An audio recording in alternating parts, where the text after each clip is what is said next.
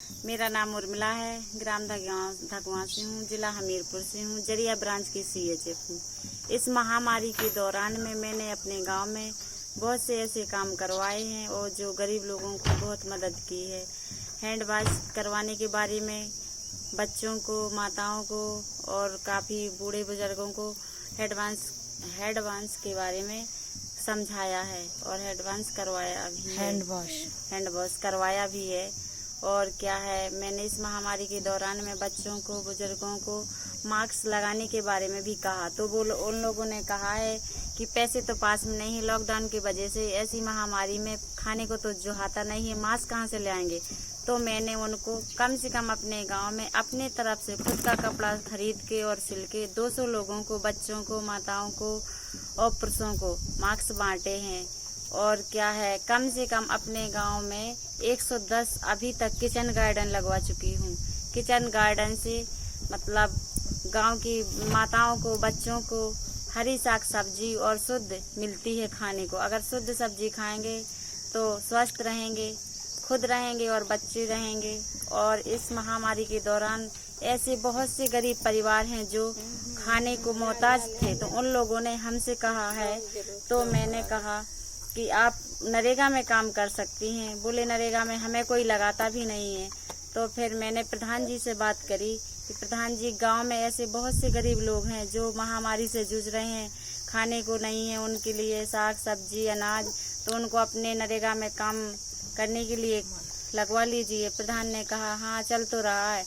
तो फिर मैंने प्रधान जी से कहा कि आप मुनादी करवा दीजिए, मुनादी करवाने से सबको पता चल जाएगा।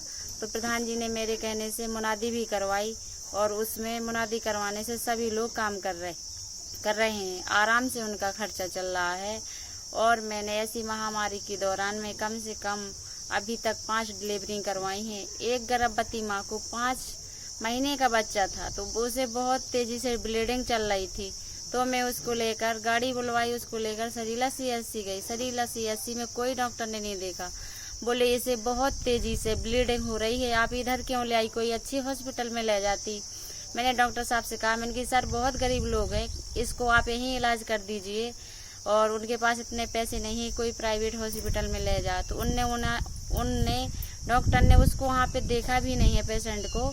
तो फिर मैंने कहा आप रेफर कर दीजिए, गाड़ी मिल जाएगी। तो उनने गाड़ी भी नहीं दी, रेफर भी नहीं किया, खुद का वाहन करके 1000 में ले गए। सरीला से राट CHC पर गए। राट CHC में भी मैडम ने नहीं देखा।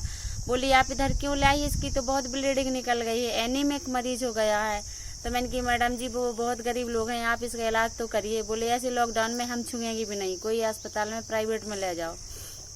मैंने उनसे कहा भी आपको खर्चा दिलवा देंगे, आप लेकिन यहीं इलाज कर दीजिए। उनने उसका इलाज नहीं करी। एक प्राइवेट हॉस्पिटल में मैं उसको ले गई, तो उसका बच्चा तो खराब ही हो चुका था, लेकिन फिर उसकी सफाई करवा के, उसको सही करवा के घर ले आई। और क्या है, मैंने और ऐसी महामारी के दौरान में टीकाकरण भी नहीं हो रहा था, तो कई लोगों से संपर्क किया, तो बच्चों को टीका नहीं लगा। गर्भवती माँ को भी TT का, टेटनिस का टीका नहीं लगा। आयरन की गोलियां भी नहीं मिल रही।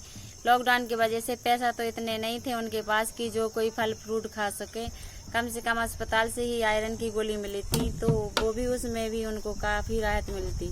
तो मैंने बहन जी से कहा और उनसे संपर्क किया फ़ोन से, तो ऐसी महामारी के दौरान में बच्चों का, गर्भवती माताओं का भी टीकाकरण करवाया।